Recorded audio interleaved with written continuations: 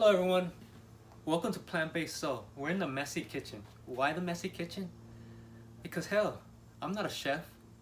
I'm here to learn with you. And with learning how to cook, especially plant-based, it can get a little tricky. And that's why I'm here for you. Let's step over here. We're gonna learn today about seasonings, accessories, measuring cups, and oh yeah, nutritional yeast. Nutritional yeast, yup, here on the Plant-Based Soul. Once you start this journey of cooking plant-based, you'll soon realize that you have to get really creative. I've been cooking for many years, but what happened was I started adding to my spice rack. I started understanding flavors more because plant-based cooking makes you really creative, makes you go all out there and just kind of figuring out what to cook, honestly. And a lot of times people tell me, like, why do you just mimic foods that are not plant-based? But you know what? I'm not harming animals, and honestly, that's where the spices come in.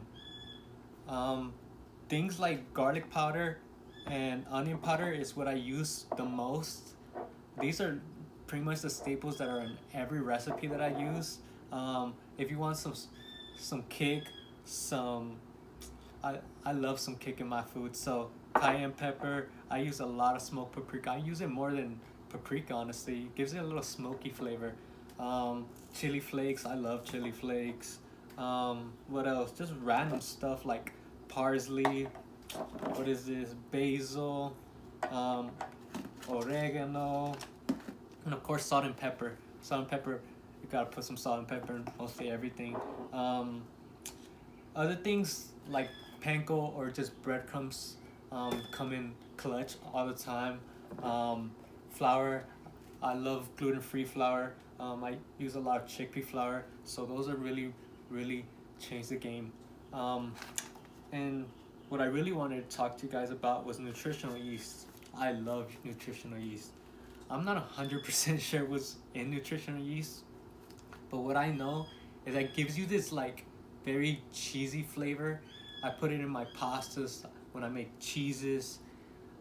I put it in almost everything, honestly. And if you read the back, it says it's rich in B vitamins. So I guess it's kind of healthy as well.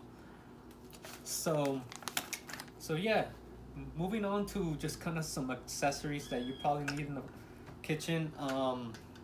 Measuring cups. If you're really starting off cooking, measuring cups are gonna help you a lot.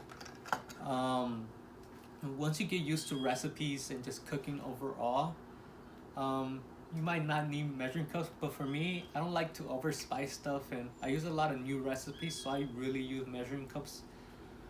Another thing that I really recommend is just getting a blender. Any cheap blender would be cool. I use this for sauces, cheeses, everything, honestly. And another thing I use a lot is my food processor. My food processor is good for like mixing things, especially if I want to make like patties or just like meatballs or whatever, honestly. I use a lot of nuts, and this will really blend my nuts, so I really love this. And yeah, these are just staples, little things that I would really recommend. I really recommend once you start using recipes more and more, you're gonna get a big spice rack because you're gonna use them all. Honestly, you're gonna really use them all. And yeah, well, thank you for showing up for yourself, and thank you for joining me on another segment of Plant-Based Soul in the Messy Kitchen. Thank you.